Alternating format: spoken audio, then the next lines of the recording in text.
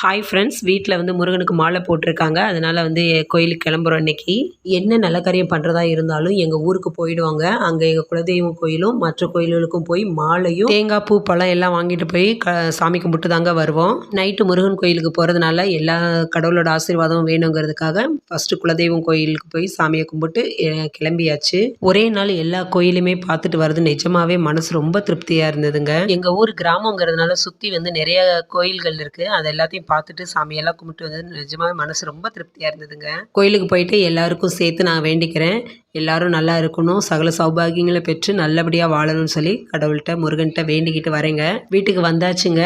வீட்டுக்கு வந்து சாமியெல்லாம் கும்பிட்டு மறுபடியும் எல்லாத்தையும் எடுத்து வச்சு கிளம்புறதுக்கு ரெடி ஆகிட்டு இருக்கோம். வீட்டுக்கு வந்து பார்த்தா தம்பிங்க 2 பேருமே சேர்ந்து ஒரு அட்டையிலே வந்து கத்தி மாதிரி வாள் மாதிரி செஞ்சுருந்தாங்க. சூப்பராக இருந்தது. பாருங்கள் எவ்வளோ அழகாக பண்ணியிருக்காங்கன்னு. ஒரிஜினல் வாள் மாதிரியே இருந்தது. நமக்கு தான் ஒன்றும் தெரியாதுங்க, ஆனாலும் பாருங்கள் நம்ம பிள்ளைங்க எவ்வளோ அழகாக பண்ணுறாங்கன்னு சொல்லிட்டு நிஜமாவே ரொம்பவே சந்தோஷமாக இருந்ததுங்க. இந்த கத்தியை பாருங்கள் எப்படி இருக்குதுன்னு சொல்லி கமெண்ட் பாக்ஸில் சொல்லுங்கள். பிடிச்சிருந்துச்சுன்னா லைக் பண்ணுங்கள், கமெண்ட் பண்ணுங்கள்.